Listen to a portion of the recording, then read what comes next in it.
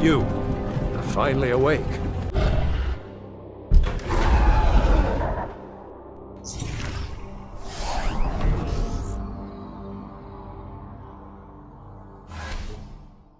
Hey guys, welcome back. Yesterday, we got our first ever Halo Infinite campaign trailer, and boy, there is some stuff to talk about. So, first in this video, I'm gonna break down this just utterly amazing, I can't think of words, amazing trailer.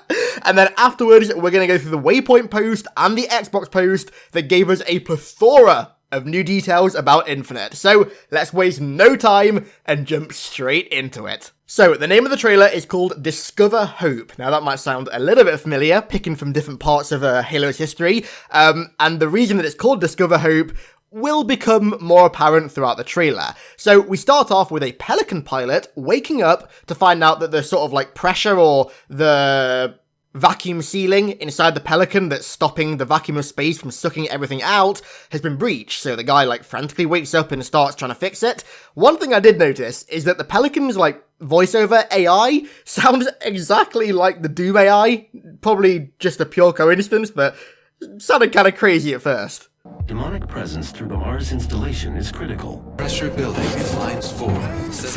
Protocol accepted. He scrambles to fix it and finally manages to, but when he does, he falls off the chair and knocks himself out. But when he falls, he knocks this little holotape, this little holodisc on the floor that looks a suspicious amount like that armor restraint thing from Halo 5. But anyways, that's far too much Halo 5 talk. And when he knocks this holotape on the floor, the hologram comes out and it starts playing a pre-recorded message from his wife and his daughter, showing her like talking to him, sending a message to her dad, and it's like, it's pretty sad, dude. It's pretty sad. It's basically meant to show the real human cost of the war against Cortana, because one of the biggest criticisms with Halo 5 was the fact that it didn't feel sort of like human in any way. It all felt very robotic and very much like pure sci-fi, as opposed to how Halo used to be like a nice blend of military and sci-fi and sort of like human characters as well, if you can kind of see what I mean. So this is definitely a clear callback to that, which is great. But at the same time, whilst you're listening to these really sad messages, knowing that this is the last thing this guy's heard of his wife and his daughter, there's a time skip going on in the background, and when the camera spins around and we see the pilot again, the dude has like a full-on beard, and boy does this guy look like either the Drifter from Destiny or Joel from The Last of Us. Boy, it's looking pretty bleak for him, honestly. You can see the cold on his breath, which I'm pretty sure means that like the vacuum in the Pelican over time has started to fade away, and he's pretty much counting the hours now till he dies by being sucked into the vacuum of space. But then a green light, and the Pelican detects a friendly signal. Now, I wonder who that green light could be. He makes a mad dash to the cockpit, but before we look at who this friendly signal is, we have even more confirmation that this is in fact Zeta Halo. If you do a little CSI zoom in enhance on the dashboard of the Pelican, you can see that in fairly blurred but readable letters, it says Local Ref Zeta. So boys, this is Zeta Halo. The pilot then calls out to the friendly and identifies himself as UNSC Pelican Echo 216. Now, that should start ringing some serious bells in your head right now. This is Pelican Echo 419. Anybody reading me? This is UNSC Pelican Echo 216. Can you hear me? Just listen to the similarities. Even the delivery's kind of the same. I mean, could this... Guys, could this be Fohammer's brother? I'm kidding, but like, my god, the similarities are so nice to listen to. And then he reveals the friendly, and boy does he look good. And by the looks of it, Chief finally landed on something as stubborn as he is. But luckily for us, this pilot does do bits and pieces. And then we finally get our first proper look at Chief's new Mjolnir, and whoo boy, does that look good. It looks like a nice mixture of the classic Mark 6 that we all know and love, a bit of the package armor thrown in there as well, a bit of the Forward Unto Dawn and also package armor thrown in there, with the sort of overall bulkiness and, dare I say, thickness of the Mark 6 mod from Halo 4 and Halo 5, and overall, it just looks absolutely gorgeous. I'm not the biggest fan of the 117 on the breastplate, but that armor it's glorious. It really is glorious. The pilot then goes to inspect Chief's armor, and he finds out that the main power cells have been fried, and that an auto shutdown has been enabled, which has triggered survival mode, which to me sounds a little bit like a more severe version of like armor lockup, how in like Halo Reach and Halo 3, how when Chief and Noble 6 fall from like a great height, they can lock the Mjolnir to protect their limbs and stop bones from snapping and stuff. Seems like a bit more of an extreme version of that maybe allows him to breathe longer in space or preserve oxygen or something like that. I'm not sure. But basically the pilot tries to jumpstart Chief's Mjolnir like you would do, like you see in a movie where someone tries to jumpstart a car with both those cables.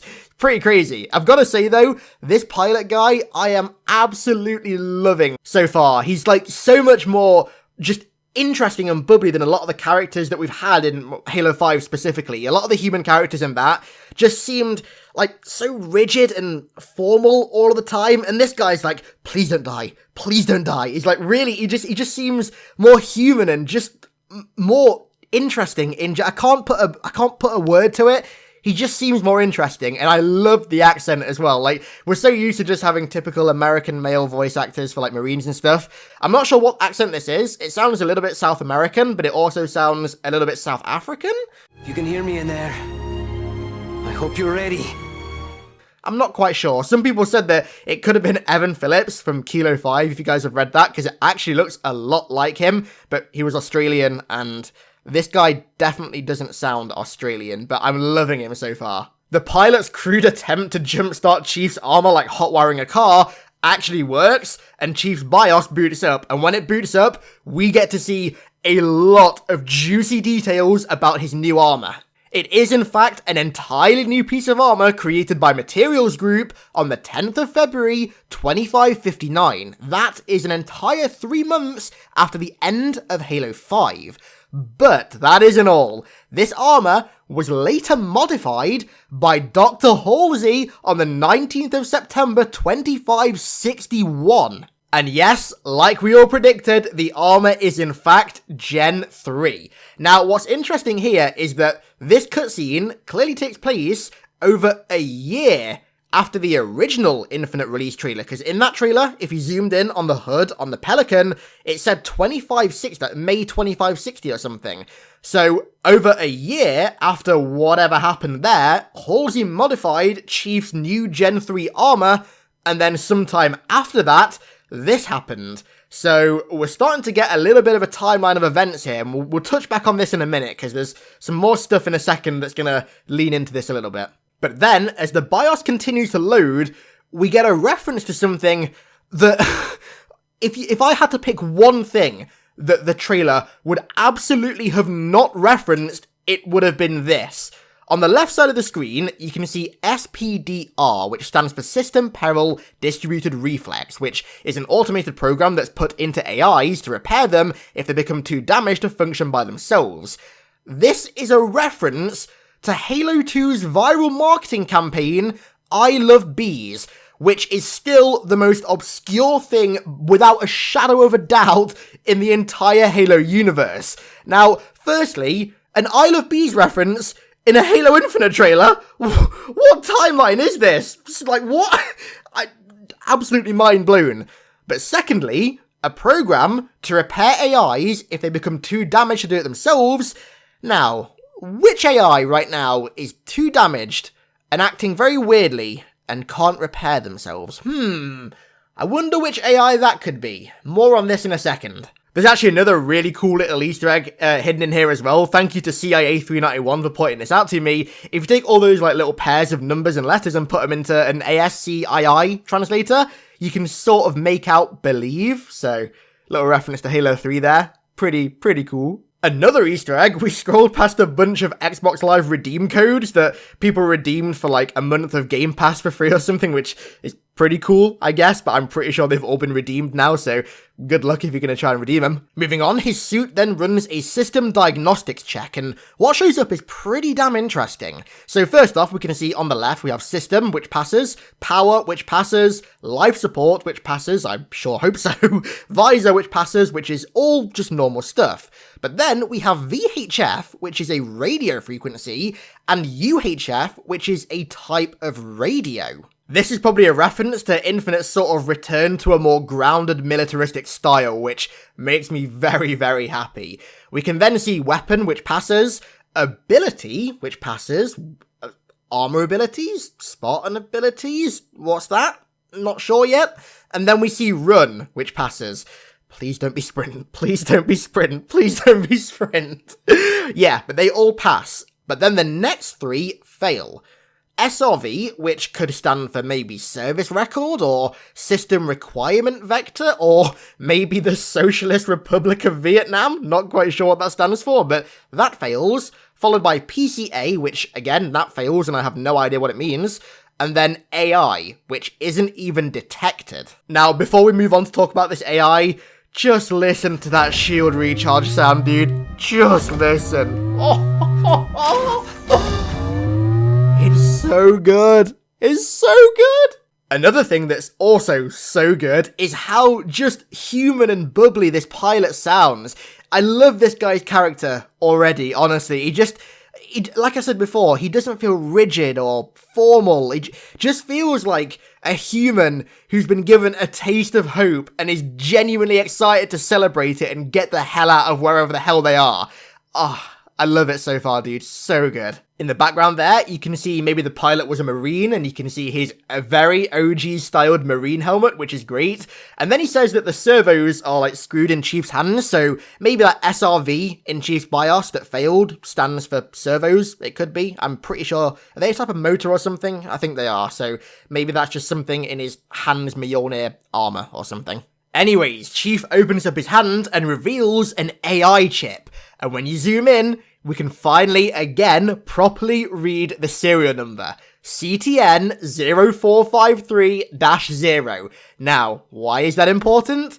Well, as we've discussed before, Cortana's is CTN 0452-9. So this chip is one iteration higher than Cortana. But then, Chief inserts this chip, and it says weapon containment device inserted and AI not detected. Now, it says no AI detected, but in the original Infinite trailer, right at the end, when he puts the chip in, there's clearly an AI in there because it glows blue. So what happened to this AI? And also, weapon containment device. What does that mean? Well, to me, my theory right now is that this chip is an updated version of Cortana's chip, created by Dr. Halsey purely to defeat evil Cortana. Now, aside from the facts already there, why do I believe this? Well, it would be a 1-to-1 mirror of offensive bias being created to destroy mendicant bias at the end of the Foreigner Flood War. This would be a 1-to-1 mirror of that exact event, which is something that I've begged for years. And what better location for a game to mirror offensive bias and mendicant bias than Zeta Halo? Like, the stars just, they align so perfectly. I'm so happy with this. For years, I thought that Roland was going to act as a sort of offensive bias to Cortana's mendicant bias, and maybe this weapon containment device chip is that. Maybe this is Roland's chip, or maybe the 0453 is like, I don't know, Roland merged with like a new version of Halsey's brain or something to create this super AI that can outwit and outmaneuver Cortana, just like offensive bias managed to outwit and outmaneuver mendicant bias. We then get Chief's first words of the entire trailer, which are like the most Master Chief words ever. It's such a good one-liner, just Status report. So Chief. But then, it appears that Chief has been out longer than he thought, because when he goes to the cockpit, he sees that Zeta Halo has been absolutely yeeted into oblivion. And whilst he looks at it, the pilot says, "We lost everything. There's nothing left for us here." And then something else that no one can quite understand yet. It sounds like something human race, maybe? I'm not quite sure. But clearly, there's been a war, and clearly we lost. Now, this war ties in perfectly with that chronological timeline I was talking about earlier. The original Infinite trailer that showed the destroyed Pelican and everyone stranded on the ring was set possibly in May 2560. Then, humanity lose the war that was all set in, which is why the Pelican is destroyed and why the tent is abandoned and why the Marines are injured. And then, during that war, Zeta Halo gets destroyed by something, and then this pilot is one of, if not the only survivor. Is it Dustin Echoes, maybe? All jokes aside though, even if that Infinite trailer was just a rough tech demo, it still fits in with this timeline that this trailer has set up quite nicely. They fit together pretty damn well. Anyways, back to this trailer, the Pelican then gets EMP'd and the pilot says, no, not again. So is this a Guardian maybe EMPing the Pelican? Maybe all that damage that was done to Zeta Halo during that supposed war on Zeta Halo was done by a Guardian. Maybe EMPing isn't the only thing that it can do and it actually destroyed the ring. But then Chief fires back with another very Chief-inspired one-liner. We need to run! No, we need a fight. Oh, chills every time. Sounds so good. Then, he grabs a Reach-style MA-37 assault rifle, you can see because of the sort of modular-looking ammo counter, and walks to the door and gets ready for a Halo jump, which is very fitting, may I add. And then, the classic Halo theme, which is even more inspired by Combat Evolved than anything in this game so far, kicks in, and we get to see the 2020 release date, which I think we were all expecting. But that Halo theme, with the drums and everything, sounds so Combat Evolved inspired. I love it so much. As we've come to expect from Halo Infinite so far, that isn't the only Combat Evolved inspired thing in this trailer. The next scene shows a beam emitter firing a beam into the sky from the inside, and then it pans to Chief walking towards the control room, which is like, oh, again, a one-to-one mirror to Assault in the Control Room's final cutscene in Halo Combat Evolved. It looks so similar. Oh god, I love it so much. And then, to round the trailer off, we have Chief walking towards the hologram in the control room of the destroyed Zeta Halo, while who I think is Cortana, in the background, says, I chose you because you were special. I knew we would be perfect together, and I was right. All the while, Look from Halo 3's intro plays in the background, and what a way to round off the trailer. Such classic vibes, but also such new vibes as well, like, oh, I love it so much.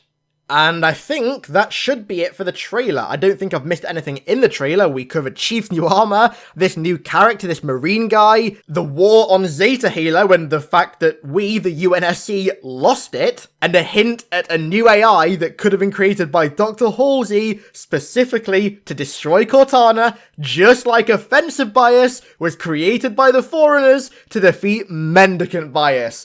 What a trailer. But we are not done yet. We have a waypoint post to go through and also an Xbox post as well, so let's move on to that. So, starting off with the waypoint post, which is written by Chris Lee, the first thing that hits us is the fact that Halo Infinite is going to be releasing in holiday 2020, as we already know, but it's going to be releasing on Xbox and PC at the same time. A lot of people were worrying that it would release like a year later on PC, but clearly not. He then goes on to address the fact that Infinite is indeed a spiritual reboot of Halo, and that it's not forgetting anything that came before. In fact, it's taking many things from Combat Evolved and all the experiences that came before, but its vision is very much firmly set in the future, and it has its eyes on the future. The same is then said as well for the visual approach to the game. Basically says that Chief's new armor and the designs that went into it and the level of fidelity into it is pretty much the same for the entire game, from the Pelican to the pilot to all the other stuff in the game, which is great. Basically, it's going to be a culmination of everything that we love about Halo's art style from all different games, put together in a more modern-looking experience, which so far is exactly what Infinite is looking like, which is great to hear. Then they went on to talk a little bit about the music, and they have two new composers working with them. They have Joel Yager, who's worked on God of War, The Last of Us, and the latest Spider-Man game, which is huge. The music for all those games is fantastic, so it's going to be great. And the score will apparently map to familiar characters and ideas. So I'm assuming a lot of the classic like Covenant and UNSC themes are going to be making a return. Curtis Schweitzer is also going to be helping out as well, as is Satoru Tajima, who worked on Halo 4 and Halo 5 with Kazuma, so that's great to hear that he's still there as well. And the soundtrack is going to be blending classic and new to create spine-chilling moments, which, by the sounds of it, because Curtis Schweitzer was the one that did all the music in that trailer, by the sounds of it, it's gonna do just that.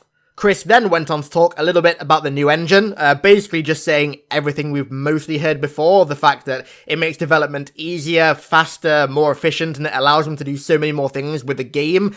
Mentioned the fact that it allows for really intimate facial capture, like what we saw in that trailer, which is great. And then finished off by saying that this engine allows them to create the Halo game that they've always wanted to make, which sounds very optimistic. I can't wait to see the fruits of that labour. And then finally, he rounds it out with some more story details. So that pilot is a new character, which is great. I want to see a lot more of that guy. But despite that, the story is very much chief focused, as we already knew, which is great.